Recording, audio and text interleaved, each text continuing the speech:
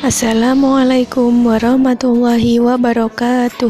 Apa kabar teman-teman SMA Negeri 1 Wonosobo? Semoga kalian selalu dalam keadaan sehat walafiat ya. Baik, pada pertemuan kali ini Ibu akan membahas mengenai medan magnet. Selamat menonton.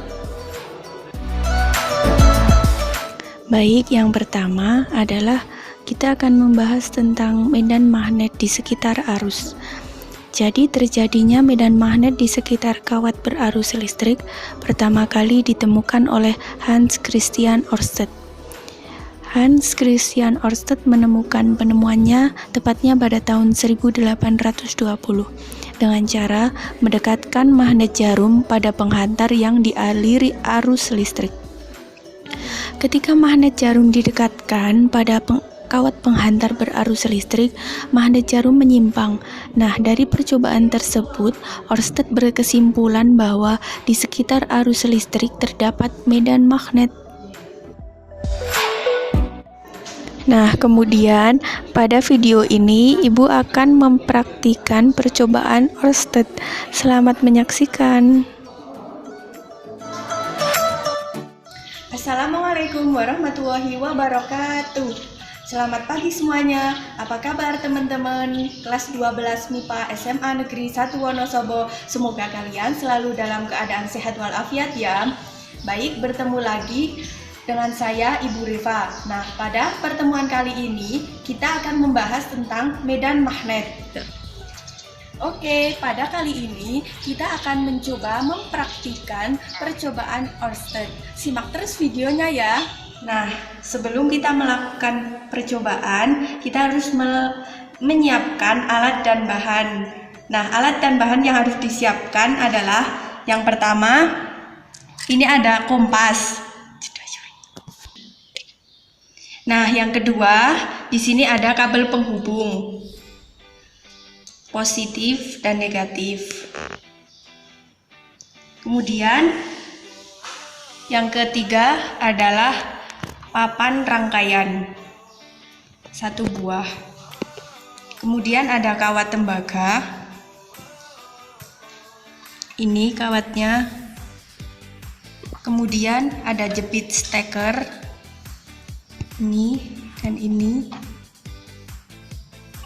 Nah, kemudian yang terakhir ini adalah power supply.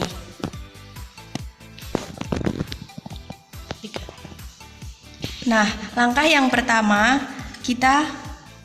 ini sudah dipasang di papan rangkaian. Kawat tembaga juga sudah dipasang. Kemudian kompas kita letakkan di bawah kawat tembaga. Nah, ini kita arahkan dulu putarannya. Nah, kemudian langkah yang kedua adalah menghubungkan papan rangkaian dengan power supply. Nah, kita menghubungkan menggunakan kabel penghubung ini. Yang pertama, kita hubungkan di sini dengan kutub positif. Kemudian yang kedua, di sini dengan negatif.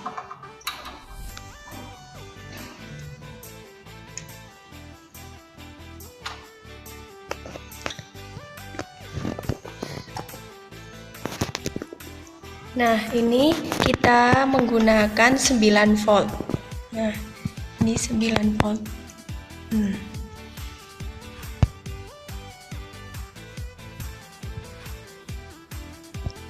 volt.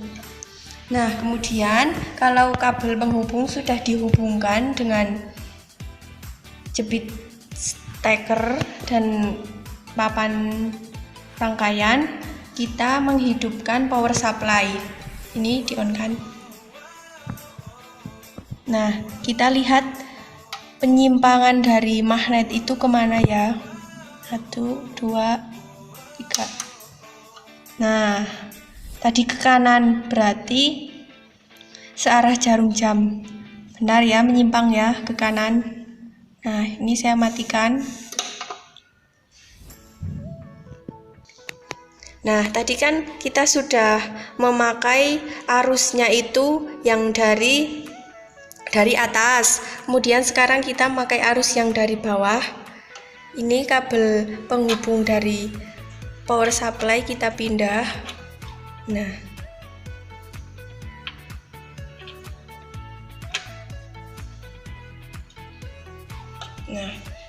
kemudian kita hidupkan. 1, 2. Nah, kan tadi arah dari kutubnya, magnetnya itu menuju ke kiri, berarti berlawanan dengan arah jarum jam. Oke, dari percobaan Ørsted tadi berarti dapat disimpulkan apabila ada aliran listrik yang menghasilkan sebuah medan magnet, kemudian di ini kompas ada magnet, itu dapat menyebabkan kompas pada magnet tersebut menyimpang. Berarti percobaan Ørsted itu dapat dibuktikan dalam percobaan kali ini. Oke, sekian percobaan pada kali ini. Apabila ada salah kata dari ibu mohon maaf ya. Apabila ada pertanyaan, silahkan komen saja di bawah ini. Ibu akhiri, wassalamualaikum warahmatullahi wabarakatuh. Nah, kemudian ada 3 buah magnet. Pada gambar yang pertama itu ada magnet yang tidak dialiri arus, jadi magnet tersebut tidak menyimpang. Kemudian gambar yang kedua itu adalah magnet yang dialiri arus dari atas, kemudian magnet tersebut menyimpang ke kanan. Kemudian yang ketiga itu ada gambar magnet kemudian dialiri arus ke bawah dan magnet tersebut menyimpang.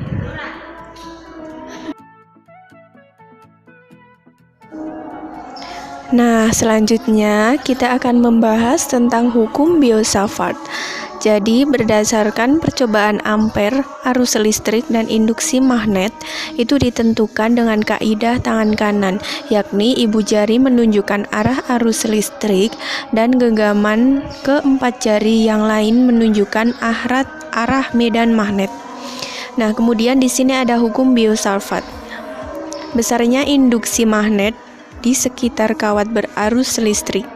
Yang pertama, ini besarnya berbanding lurus dengan panjang elemen kawat atau dl.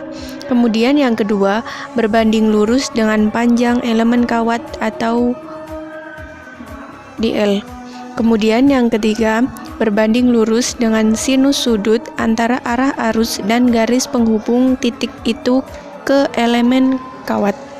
Kemudian yang keempat, yang terakhir, berbanding terbalik dengan kuadrat jarak antara titik itu ke elemen kawat. Baik, selanjutnya kita akan membahas tentang rumus besar induksi magnet. Nah, rumus besar induksi magnet ini adalah dB sama dengan K dikali I dI sin A per R kuadrat, sin alfa ya. Nah, jadi dB itu merupakan besar induksi magnet dengan satuan Tesla atau T. Kemudian dI itu merupakan elemen kawat penghantar dengan satuan meter. Kemudian I merupakan arus yang mengalir dengan satuan ampere. Dan sudut A merupakan sudut yang dibentuk antara garis hubung R dengan arah arus atau I. Kemudian R sendiri merupakan besar garis hubung dengan satuan meter. Nah, K atau konstanta ini didapat dengan rumus mu0 per 4pi. Mu0 itu sama dengan 4pi dikali 10 min 7, kemudian didapatkan konstantanya adalah 10 pangkat min 7. Baik, selanjutnya adalah besar induksi magnet pada kawat lurus.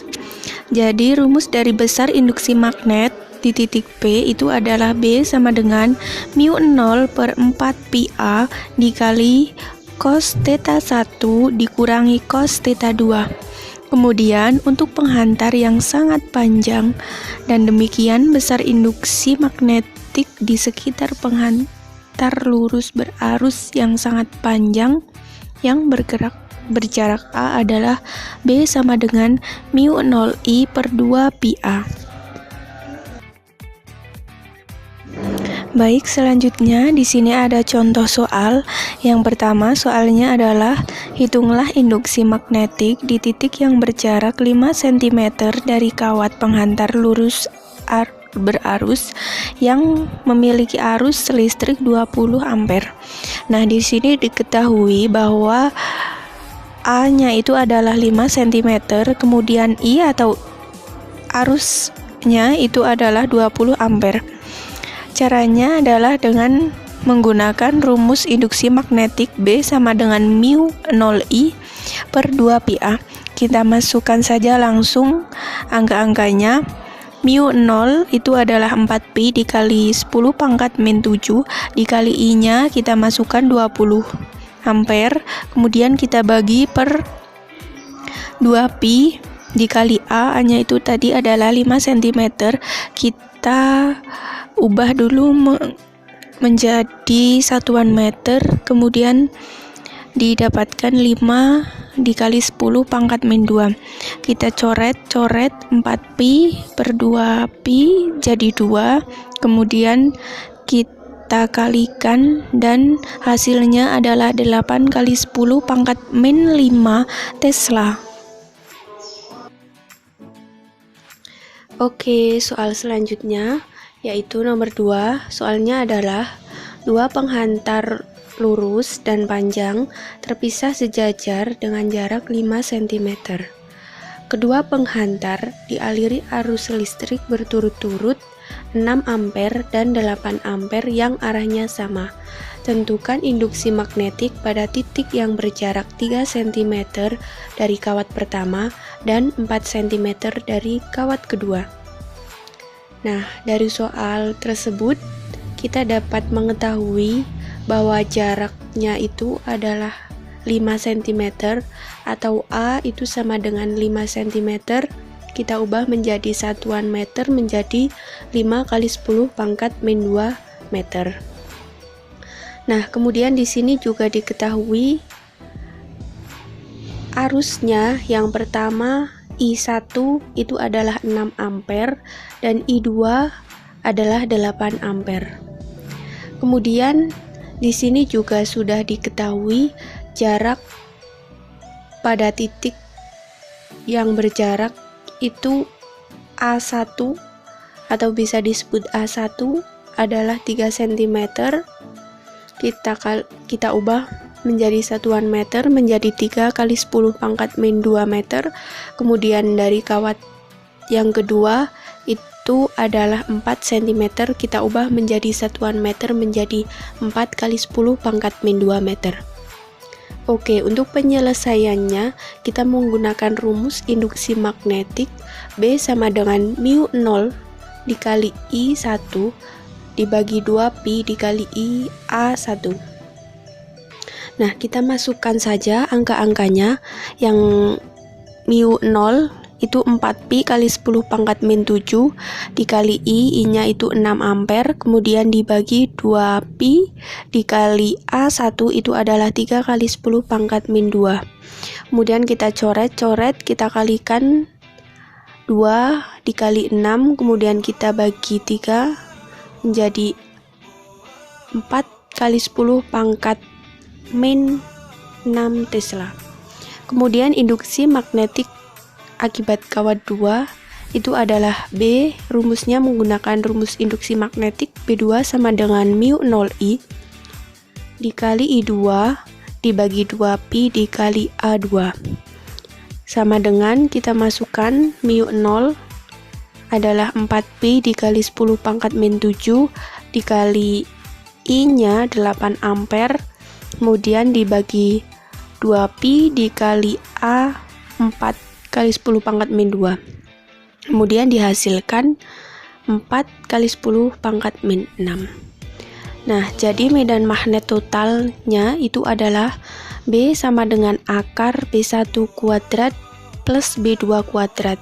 Nah, hasil dari induksi magnetik pertama itu dikuadratkan, dijumlahkan dengan induksi magnetik kedua, dikuadratkan, kemudian kita akar dan ketemu angka 4 akar 2 kali 10 pangkat min 5 Tesla.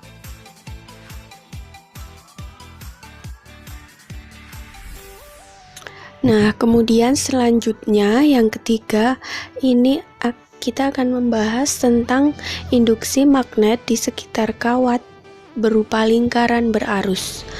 Yang pertama, itu rumusnya adalah besar induksi magnet di titik P pada sumbu kawat melingkar dan berjarak B dari pusat lingkaran. B.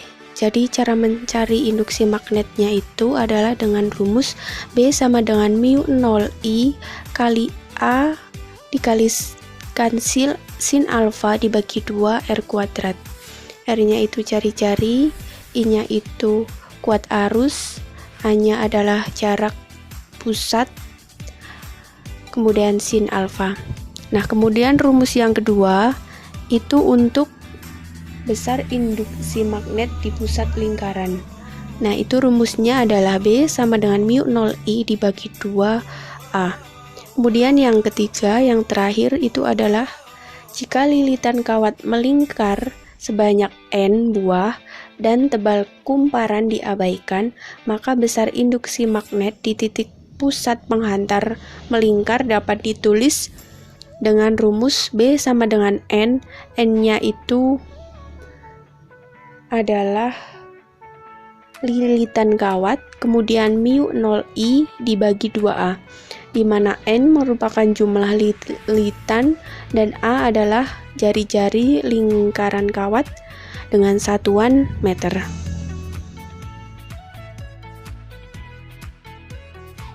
Baik, agar lebih paham, kita langsung ke contoh soalnya saja ya. Contoh soalnya adalah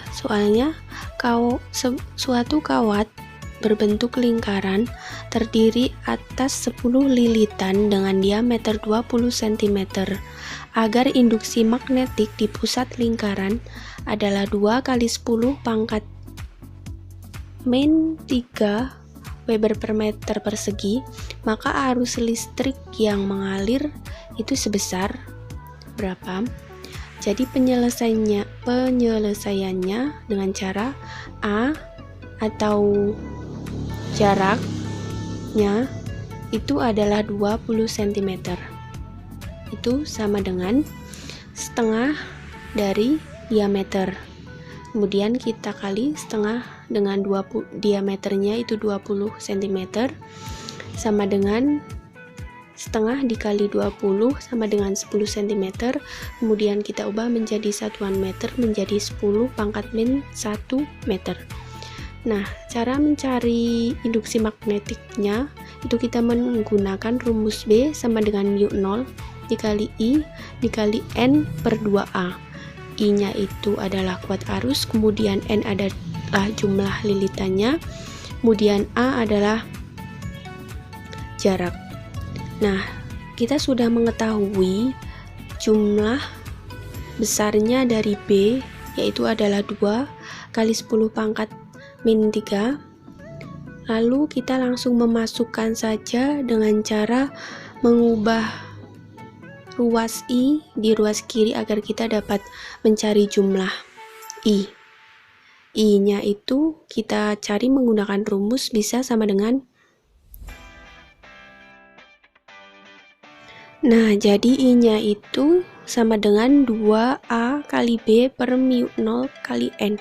Kita langsung masukkan saja.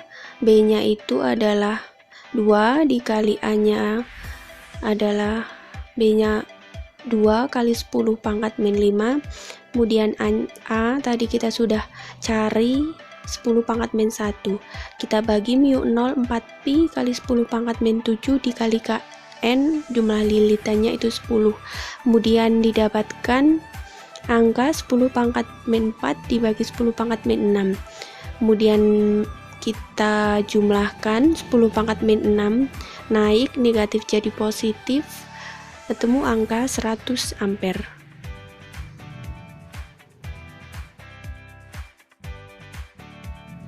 Oke, yang terakhir kita akan membahas tentang induksi magnet pada solenoida. Nah, yang pertama ini kita akan membahas mengenai apa itu solenoida.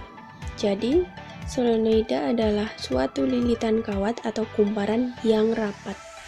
Jadi, di gambar ini ada sebuah lilitan yang biasa kita sebut dengan N itu adalah jumlah lilitan. Nah, lilitannya ini rapat.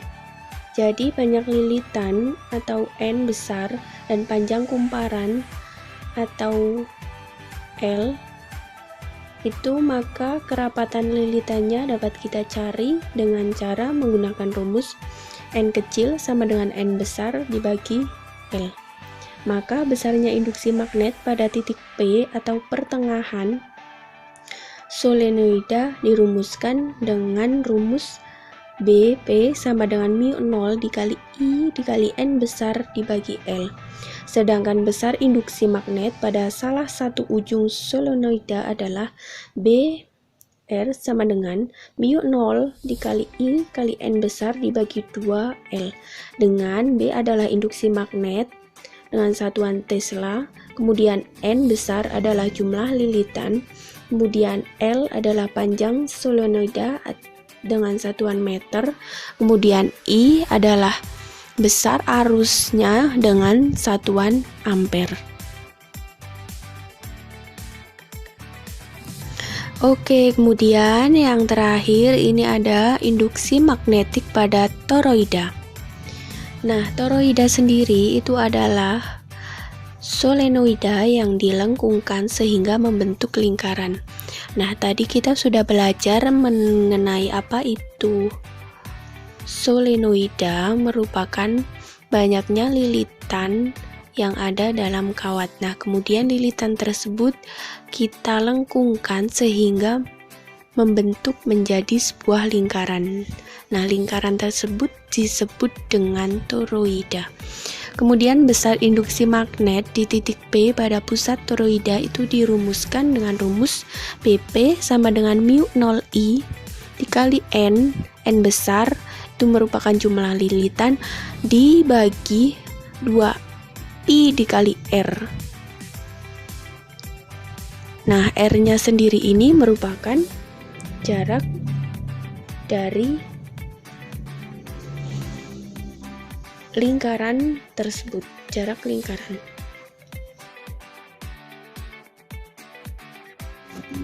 Oke, untuk pembelajaran hari ini Ibu cukupkan ya. Silahkan presensi hari ini dengan cara menulis nama, kelas, dan nomor presensi di bagian komentar. Kemudian untuk lembar kerja, silahkan mengisi lembar kerja dengan cara klik link yang sudah Ibu siapkan di bagian deskripsi video. Selamat mengerjakan.